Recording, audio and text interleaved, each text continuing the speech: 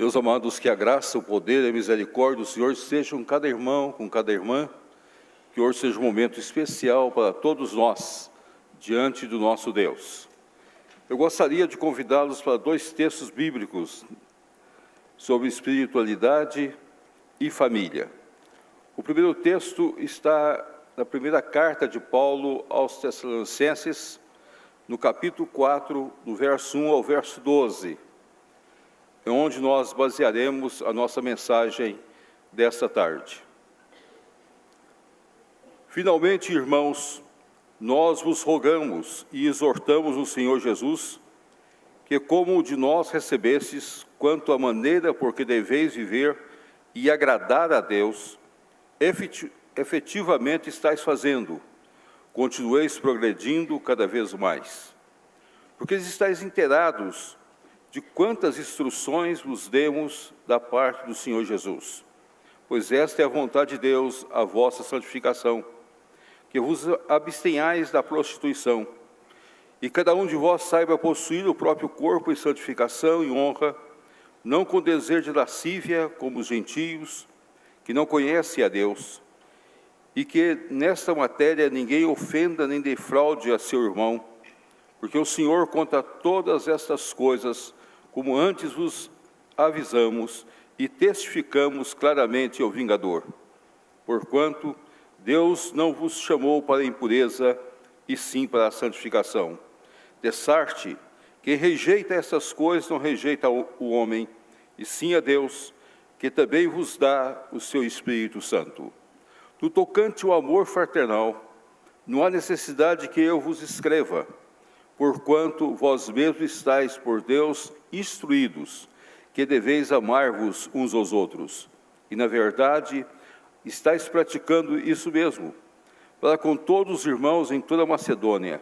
Contudo, vos exortamos, irmãos, a progredirdes cada vez mais, e diligenciardes por viver tranquilamente, cuidar do que é vosso, e trabalhar com as próprias mãos, como vos ordenamos, de modo que vos porteis com dignidade para com os de fora e nada venhais a precisar. Eu gostaria de convidá-los para Deuteronômio capítulo 5, quando nós temos alguns mandamentos deixados por Deus, que estão relacionados com esse texto que nós acabamos de ler. Deuteronômio capítulo 5, eu gostaria de convidá-los para que os irmãos olhassem o verso 16, o verso 18, o verso 19 e o verso 21.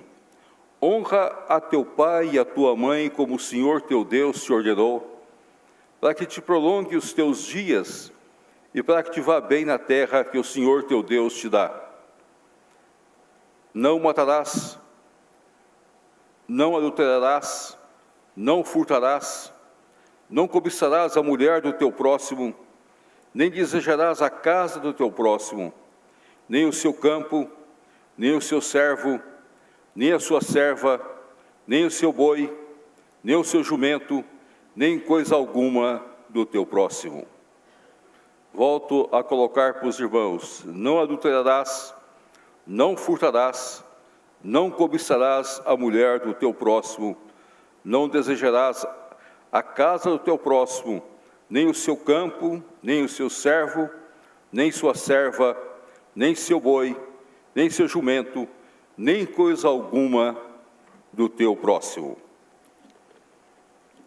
O Pai Celeste fala ao nosso coração nesta hora, fala às nossas vidas nesta hora, instrua-nos de acordo com a tua vontade soberana, para que possamos colocar em prática tudo aquilo que temos aprendido com o Senhor.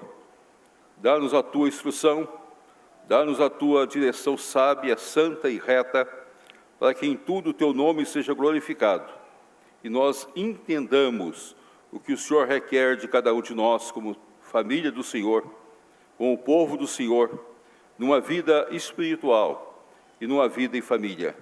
Tudo para a glória, para a honra e louvor do teu nome. E em nome do teu Filho Jesus é que nós oramos. Amém. Amém. Meus amados, há um privilégio para quem fala primeiro. Ele pode discorrer do assunto de uma maneira mais livre. Esse é o grande privilégio de quem tem a oportunidade de falar primeiro em um congresso. E nós escolhemos a exposição de 1 Tessalonicenses capítulo 4, quando nós olhamos a questão de espiritualidade e família. Estão interrelacionados. É importante que nós vamos mostrar o que nós somos como crentes em Cristo Jesus, dentro da nossa família, dentro dos nossos relacionamentos familiares, dentro daquelas pessoas que de fato nos amam e com as quais nós convivemos toda a nossa vida. Eu tenho 46 anos de casado, e essa expressão que está tanto no verso 1, como ela repete também no verso 10, é uma expressão que a minha esposa sempre gosta de falar comigo: progredir ou progredindo cada vez mais. Progredirdes cada vez mais. Qualquer coisa que eu faço em casa, logo ela fala: continue progredindo. Continue fazendo melhor. Continue aperfeiçoando. É um desafio para nós dentro de nossas casas, dentro do nosso lar, dentro das nossas famílias.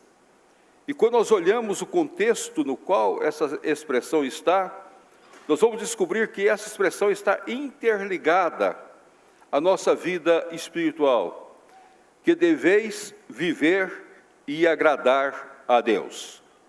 Deveis viver e agradar a Deus. O meu lar, a minha casa, o meu relacionamento, a minha família, aonde eu estou, eu tenho a obrigação de viver do agrado de Deus. Esse é o maior desafio nosso. Quando a gente pensa em espiritualidade, nós devemos olhar sempre desse ângulo. Se eu estou vivendo do agrado de Deus, se Jesus Cristo está presente diariamente no meu lar, na minha vida com a minha esposa, na minha vida com os meus filhos, na minha vida com os meus negócios, se há um interrelacionamento entre eu, o Senhor Jesus Cristo, e a minha esposa e a minha família. Se dia após dia eu apresento o meu lar como sacerdote do lar que sou, e para o qual eu fui chamado por Deus, juntamente com a minha esposa, eu apresento os meus filhos diante da face do Senhor, para a glória e louvor do nosso Deus. Esse é o grande desafio nosso. Nós não podemos ter uma vida espiritual dissociada daquilo que nós somos em nossas casas, nem daquilo que nós somos em qualquer outra situação de nossas vidas. Nós primeiro somos crentes em casa, onde aqueles que nos conhecem sabem como nós somos, sabem como nós vivemos. Não adianta eu ser um bom pastor lá para a minha igreja, não adianta eu ser um bom professor lá na escola, não adianta eu desempenhar bem a minha função, se no meu lar eu não testemunho de Jesus Cristo diante dos meus. Eles não veem Jesus na minha vida, para a glória e louvor do nosso Deus. Paulo estava escrevendo para uma igreja nova, a igreja de Tessalônica. E havia naquela igreja algumas coisas que preocupavam o apóstolo Paulo. E ele queria que aquela igreja vivesse da vontade de Deus, vivesse do agrado de Deus, vivesse uma vida que de fato poderia, Jesus Cristo ser parte integrante daquela vida. E Paulo começa então falando o primeiro desafio que nós temos em sociedade: uma vida santificada.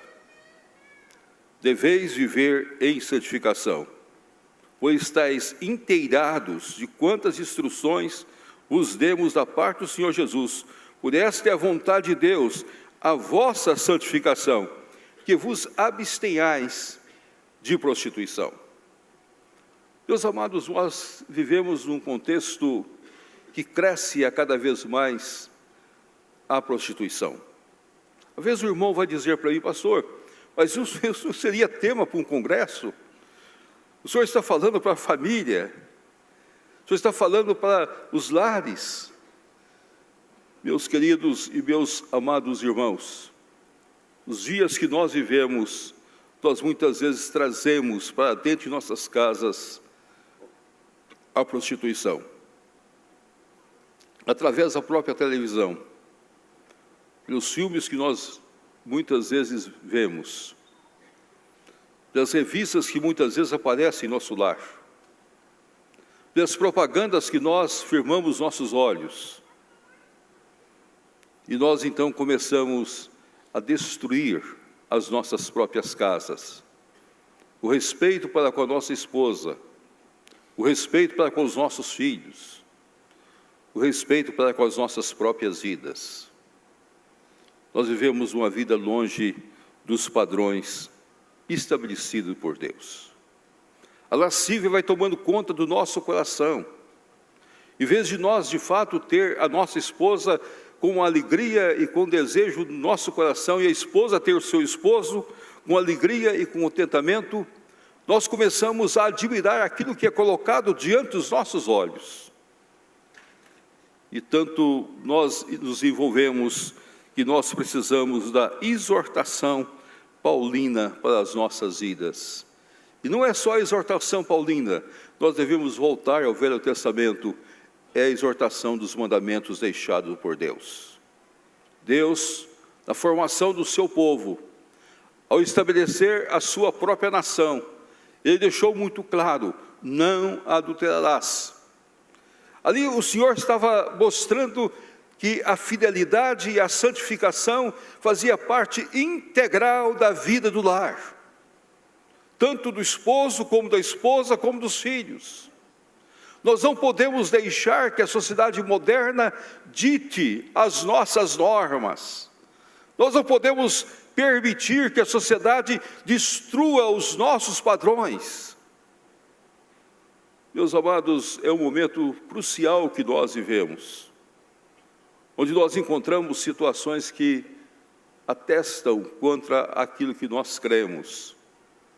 A possibilidade de pessoas do mesmo sexo viverem juntos. Isso fere tudo aquilo que nós cremos.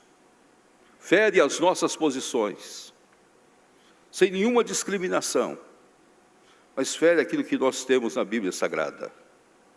Quando nós encontramos a possibilidade de um casal viverem sem serem casados, também fere aquilo que nós cremos, fere as nossas posições, fere a vida cristã de santificação.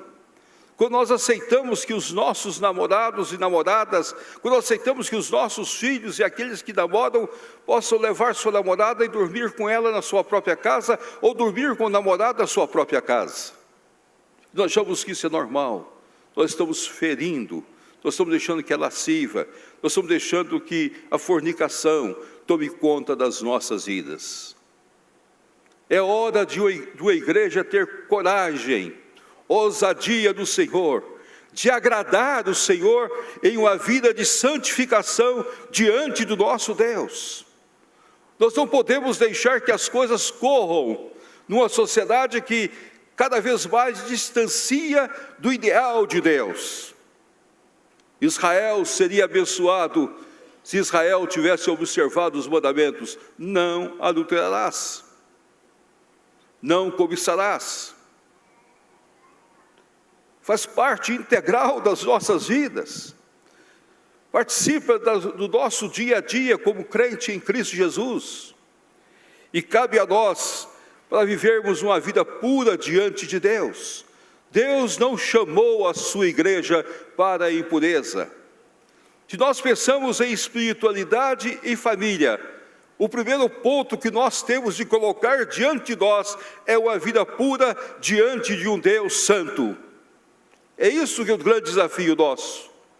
E esta é a grande obrigação minha e sua, como crentes do Senhor Jesus. Temos coragem de dizer um para o outro: eu sou puro para com você. Eu me lembro, certa feita, um casal me procurou, e eles perguntaram para mim se deveria ou não usar preservativo. Eu olhei para eles e disse: vocês são crentes do Senhor Jesus Cristo? Vocês não poderiam nem fazer essa pergunta, porque o que vocês deveriam olhar um para o outro e dizer: eu no Senhor Jesus sou puro para com você. Uma vida em santidade. Não há o que prevenir. Nós devemos viver em santidade. E esse é o desafio que cabe a nós. Cabe à família cristã.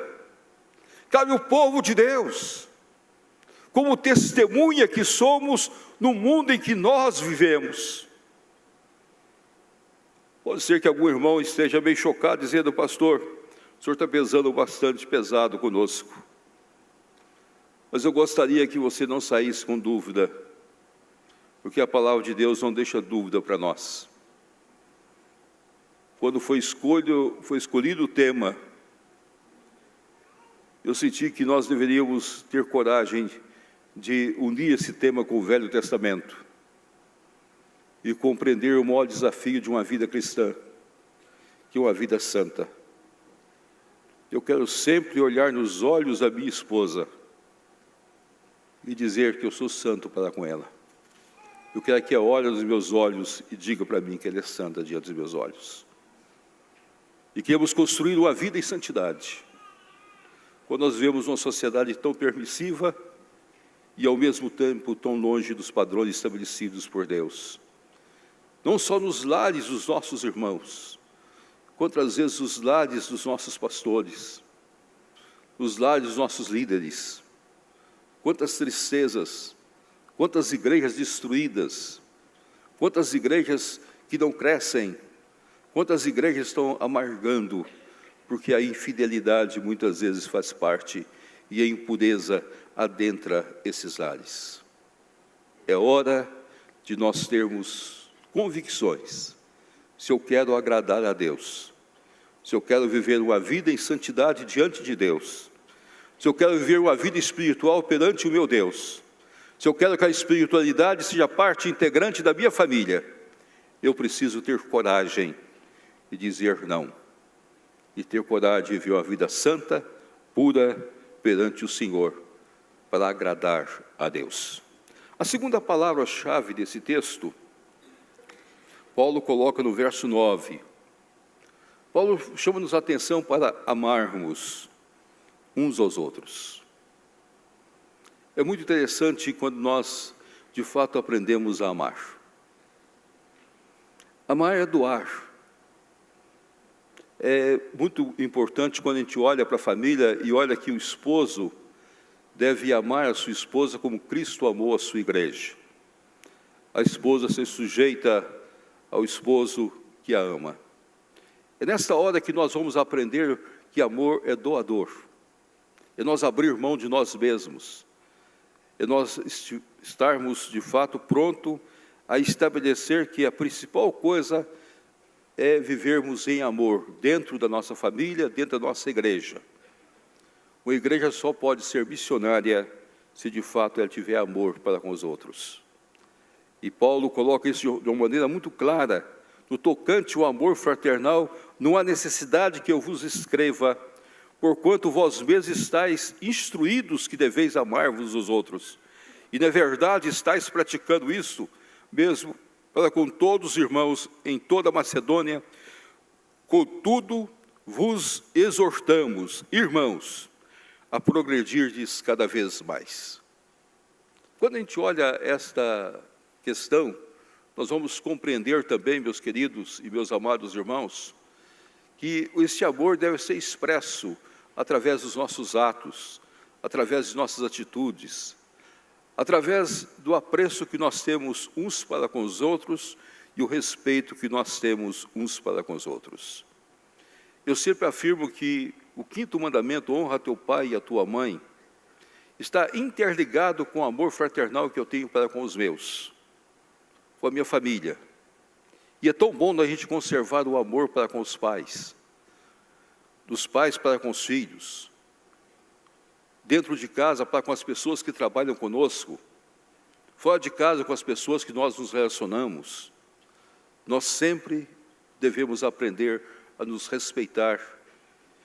E assim nós vamos também respeitando e sendo respeitado pelas demais pessoas. Mas há muitas pessoas que, na igreja do Senhor Jesus Cristo, que aprenderam a gritar, aprenderam a falar alto, aprenderam a expressar de maneira indevida. Nós hoje convivemos com problemas de assédio, tanto moral como físico, mas o que mais me assusta é o crescimento avassalador do assédio moral. Palavras, ditos, gritarias, dentro dos lares, dentro das famílias. Há poucos dias eu vi um fato que estarreceu a minha vida. Um casal que de fato era crente, ia para a igreja, vivia na igreja, mas não aprenderam a conversar um com o outro. Começaram a brigar. Não houve nenhuma situação de um encostar no outro. Não houve nada que um pudesse pegar alguma coisa e atacar o outro. Mas o desrespeito foi aumentando cada vez mais. O desrespeito foi aumentando ao ponto dos filhos também serem prejudicados. A mulher ser prejudicada. E quando chegou um certo momento, a mulher disse, não dá mais. E nessa hora o marido então gritou mais alto, eu não me separo de você, mas também não vejo que esteja fazendo nada. Ela voltou a dizer para ele, meu esposo, você não consegue dizer 2 palavras sem me xingar? Sem falar um palavrão? Ah, mas quando nós vamos para a igreja, ela disse, eu gostaria que a igreja fosse o nosso quarto. Que a igreja fosse a nossa cozinha. Que a igreja, de fato, fosse a nossa cama. Porque você grita tanto, você fala tanto palavrão, e você se expressa de uma maneira que faz questão de humilhar a esposa que você tem. E eu não aguento mais. Assédio moral. Isso está crescendo. Está crescendo nos nossos lares. Está crescendo nas nossas famílias. E muitas vezes está dissociado, muitas vezes, com aquilo que nós somos na igreja. O dia mais triste da minha vida foi numa noite, que eu nunca deixei de guardar comigo aquela noite. Era mais ou menos umas 3 horas da manhã, eu recebo uma ligação, e a pessoa na ligação era uma senhora, disse, pastor, estou ligando a cobrar, mas gostaria de fazer um pedido para o senhor antes de eu continuar. Eu disse, faça o pedido.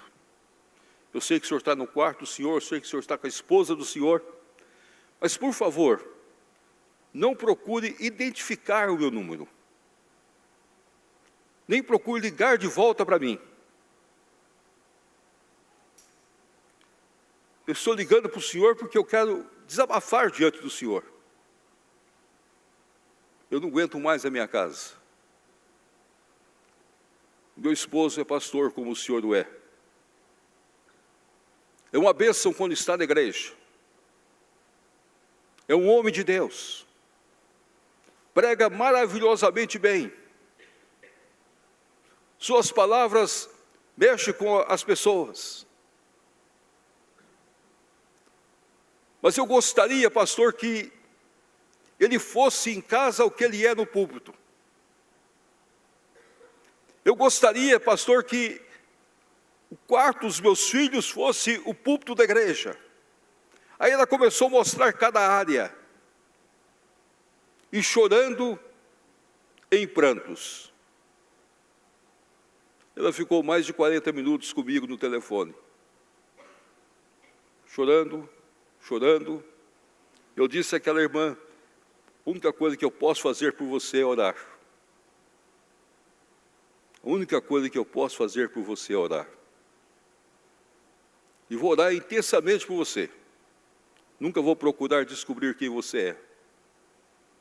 Passou-se mais uns 15 dias, ela voltou a ligar, a mesma coisa.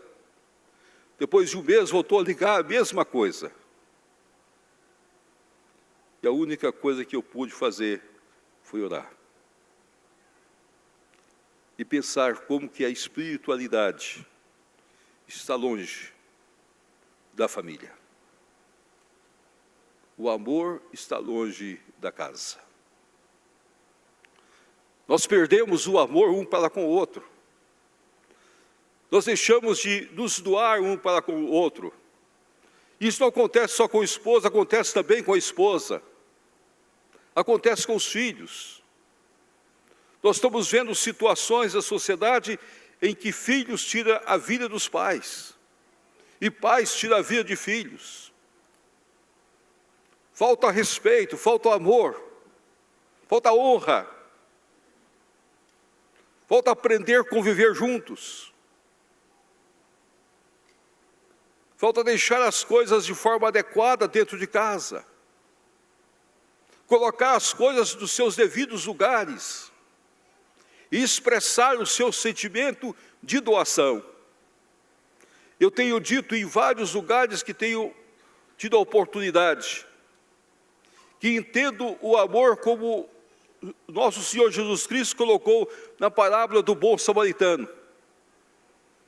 Que para mim uma das coisas mais lindas que tem nessa parábola é que ela trata das 3 coisas principais da vida de um homem. Quando o samaritano viu aquele homem caído, ele sentiu compaixão por ele, ele sentiu condoído por ele, ele caminhou até onde ele estava, curou-lhe os seus ferimentos inicialmente, coloca-o sobre o seu animal e dispõe a puxá-lo até a hospedaria. Ele faz 3 coisas muito interessantes. Primeiro, ele expõe a sua própria vida. Porque poderia que aqueles homens que atacaram aquele homem estarem escondidos. E vendo ele fazer aquilo, poderiam voltar-se contra ele. Mas ele não se preocupa com isso. A sua vida estava para o sacrifício, para a doação. A segunda coisa, ele atrasa a sua viagem, porque agora ele teria de ir puxando o animal, e não teria condições mais de ir montado no animal, que era muito mais rápido. E terceiro, Jesus Cristo foi muito fiel, quando o terceiro ponto, ele colocou que ele pôs a mão no bolso. Ele usou os seus recursos. E quando nós encontramos o sentido de amar as igrejas, amar o povo, nós encontramos sempre nessa ligação, disposição de doar a si mesmo, disposição para gastar o nosso tempo, disposição para colocar os nossos recursos a serviço do Senhor, para a glória, para a honra e louvor do nosso Deus. A igreja de Tessalônica estava fazendo assim. Os irmãos estavam sabendo o que estava acontecendo. Todos estavam vendo a prática daquela igreja. E aquela prática já havia espalhado por toda a Macedônia. É isso que nós precisamos aprender, meus amados. A igreja brasileira está longe, de fato, de demonstrar esse grande amor a partir dos nossos lares, a partir de nossas casas, ensinar os nossos filhos e os nossos, que famílias são famílias doadoras, são famílias que de fato estão dispostas a abrir mão de tudo em função do reino, para a glória, para a honra e louvor do nosso Deus. Cabe a nós entendermos os propósitos de Deus. Cabe a nós compreendermos a vontade soberana do Senhor e o agradar a Deus de acordo com aquilo que o agrada. Agrada-te do Senhor. Tem espiritualidade na sua família. Tenha vida na sua casa. E continue progredindo cada vez mais. Mas Paulo coloca a última palavra que tem me chamado a atenção. E eu gostaria que os irmãos olhassem no verso 11. Genciardes por viver tranquilamente, cuidar do que é vosso, e trabalhar com as próprias mãos, como vos ordenamos, de modo que vos porteis com dignidade para com os de fora, e nada venhais a precisar. Porteis com dignidade para com os de fora, e nada venhais a precisar. Trabalho. Se nós queremos uma vida que agrada a Deus, nós precisamos aprender que o trabalho faz parte integral das nossas vidas diante de Deus. Por isso, há um mandamento: não roubarás, não furtarás. Não roubarás, não furtarás. Eu preciso trabalhar. É interessante que essa tese do trabalho, Paulo volta na segunda carta aos Tessalonicenses com a mesma tese. No último capítulo da segunda carta aos Tessalonicenses, da segunda carta, no capítulo 3, Paulo chama a atenção quando ele assim afirma no verso 8: nem jamais comemos pão à custa de outrem. Pelo contrário, em labor e fadiga, de noite e de dia trabalhamos, a fim de não sermos pesados a nenhum de vós. Não porque não tivéssemos esse direito, mas por termos em vista oferecer-vos exemplo em nós mesmos, para nos imitardes. Porque, quando ainda convosco vos ordenamos isto: se alguém não quer trabalhar, também não coma. Pois de fato estamos informados que entre vós há pessoas que andam desordenadamente, não trabalhando, antes se intrometem na vida alheia. A elas, porém, determinamos e exortamos o Senhor Jesus Cristo, que trabalhando tranquilamente, comam o seu próprio pão. A vós, irmãos, não os canseis de fazer o bem. Amados, nós devemos trabalhar, cada um de nós, e devemos exercer nossas vidas enquanto nós tivermos condições. Quando nós não temos trabalho, nós vamos viver de forma desordenada. Isso começa dentro das próprias casas. Quando o esposo ou os filhos ficam sem trabalho, eles começam a criar problema dentro da própria casa. Há dificuldade na ordenação da casa, da ordem do lar, da ordem da família. Quando nós nos aposentamos, nós devemos sempre olhar e pensar: eu ainda tenho alguma coisa para fazer. A quando será que eu vou me aposentar? Só o dia que Deus me chamar para a glória celeste. Enquanto o Senhor não nos chamar, nós temos muita coisa para fazer. Nós temos muita coisa para colocar nos seus devidos lugares. Ah, mas eu sou pastor. Eu trabalhei tantos anos numa igreja, agora me aposentei dessa igreja. Meu querido, tem congregações precisando de irmãos para visitar. Tem campos missionários precisando de pessoas para fazer alguma coisa. Tem trabalhos incipientes precisando de pastores experimentados para que possa ajudar aqueles queridos e amados irmãos. O que você não pode é ficar dentro de casa. Que daí a pouco você está criando casa com a sua amada esposa. Você está achando que o almoço está atrasado. Você está achando que o jantar está atrasado. Você começa a andar pela casa e daí a pouco você quer mexer nas panelas. Você quer mexer em algum lugar. Você quer dar palpite aonde você não sabe e aonde você não deve dar palpite. Cada um de nós temos nossas obrigações. Cada um de nós temos alguma coisa para fazer. Ah, eu não consigo, pastor. Então, meu querido, vai ler. Vai para o canto, pega um livro, começa a ler os livros que você guardou desde a época de seminário. Tem muito livro que você não leu. Vai ler esses livros. Releia os seus livros, comece a trabalhar. Todos nós precisamos de algum trabalho. Como as irmãs também precisam de trabalho. Por isso que tem a SAF das nossas igrejas. Tem tantas atividades, tem tantas coisas para fazer. As irmãs mais velhas podem ensinar as mais novas a cuidar de casa, a cuidar dos filhos, a fazer crochê, a fazer costuras, arrumar a casa adequadamente. Tem N coisas que nós podemos fazer e nós podemos ser úteis à sociedade e à igreja, para a glória do Senhor. Quando alguém aposenta na minha igreja, eu sempre afirmo, agora que você vai trabalhar. Porque nós temos tanta coisa para ser arrumada. Tem tanta coisa para ser colocada nos seus devidos lugares. E você agora tem tempo. Se o presbítero chega para mim e fala, pastor, agora eu estou aposentado, diz, meu querido, você é companheiro de visitas. Você vai fazer pelo menos 5 visitas por dia. Que aí você não vai amolar sua esposa mais. A santa mulher vai ficar em paz dentro de casa. E você vai chegar cansado das visitas.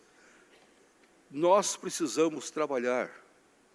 Nós não podemos pensar que nós vamos ficar atrás de uma televisão, vendo muitas coisas que nós não deveríamos ver.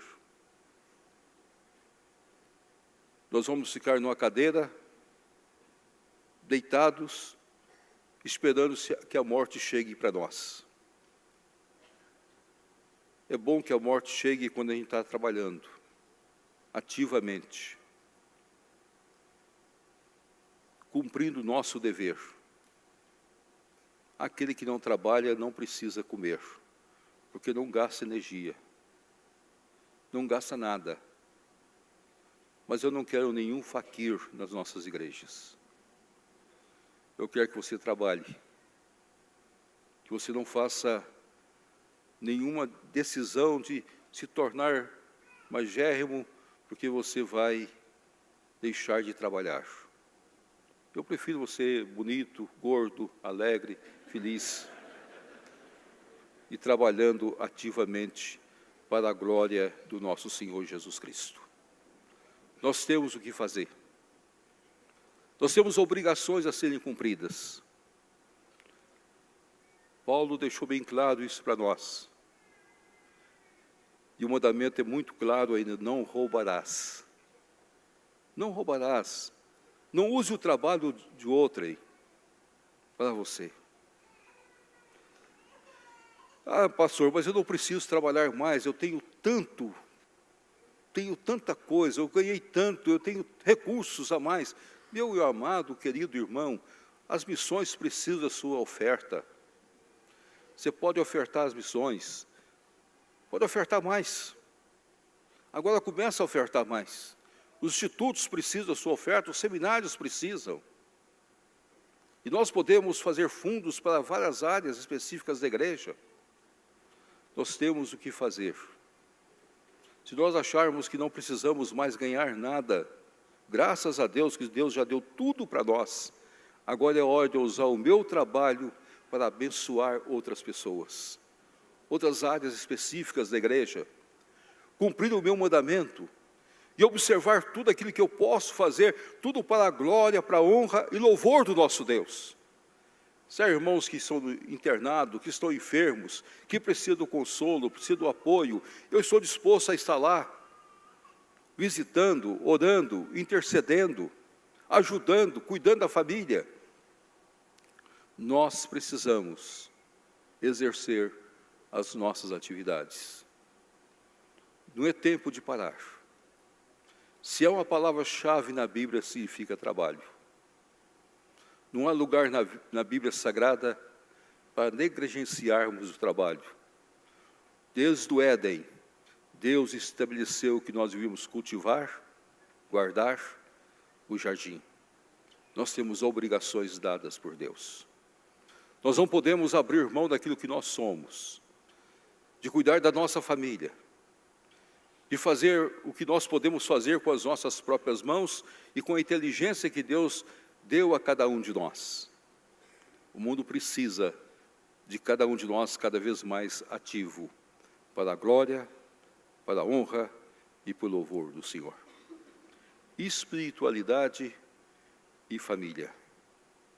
Agradar a Deus a nossa casa. E termos coragem de fato, expressar diante do Senhor a nossa disposição de trabalhar para a obra. Trabalharmos dia e noite, para que, através do nosso trabalho, eu possa cooperar mais para a expansão do reino, para a glória, para o louvor e honra do nosso Senhor Jesus Cristo. Se eu não preciso mais desses recursos, eu posso usá-los para abençoar quantas pessoas, quantos campos.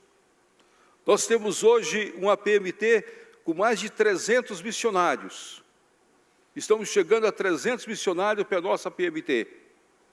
Quantos missionários nós podemos abençoar com os nossos recursos que Deus já deu para nós, para que esses irmãos possam ir? Domingo passado nós tivemos a visita de um missionário que vai para a Itália. E quando ele terminou de falar na minha igreja, um grupo de irmãos vieram conversar comigo e disse: pastor, nós vamos ajudar esse irmão. Eu disse: meus queridos, vocês têm condições mesmo, que quase todos vocês já são aposentados. Agora vocês vão trabalhar a mais para poder mandar para esse irmão. E graças a Deus por isso. Nós temos o que fazer. Nós temos de plantar igrejas. Nós temos de abrir campos. Nós muitas vezes olhamos para a Europa e sentimos a dor no coração de ver que o ateísmo toma conta e outras religiões têm tomado conta da Europa. E o que nós temos feito? E o que nós podemos fazer? Vamos apoiar a nossa PMT. Vamos estar ao lado desses queridos irmãos. Vamos pedir ao reverendo Agripino que apresente cada vez mais os desafios para nós. Paulo foi enviado. A igreja em Tessalônica participou dos envios. E nós somos a igreja de hoje. E nós precisamos participar dos envios dos nossos missionários, dos nossos queridos irmãos. A ligação nossa com o Velho Testamento é de lembrar que eu não posso negligenciar aquilo que Deus colocou para nós. 3 mandamentos são importantes para as nossas vidas, ou 4 mandamentos. Honra teu pai e tua mãe. Não matarás, não roubarás, ou não furtarás, não adulterarás, não cobiçarás a casa do teu próximo, nem a família do teu próximo, nem os bens do teu próximo. 3 coisas são básicas para nós, para agradarmos a Deus, para vivermos uma vida espiritual autêntica no nosso lar e na nossa casa. Não prostituição, santidade. Santidade em todos os aspectos de nossas vidas. Amor fraternal, amor doador. Abrir mão de nós mesmos a serviço dos nossos lares. E trabalho, atividade, para que nós possamos abençoar os nossos e aqueles que muitas vezes passam por nós. Sejamos uma igreja atuante, uma igreja diferente, uma igreja que tem no trabalho o ponto mais alto das suas vidas. E que as nossas famílias são de fato honradas pelas nossas atividades. Que Deus nos abençoe. Amém. Amém. Vamos orar, irmãos. Ó Pai, nós te agradecemos por este momento. Nós te agradecemos por esta oportunidade. Fala sempre ao nosso coração e às nossas vidas. Nós te louvamos por tudo que o Senhor tem nos dado. Nós te agradecemos pela oportunidade de desafiar todos nós para agradarmos ao nosso Deus. E em nome do Senhor Jesus Cristo é que nós oramos. Amém. Amém.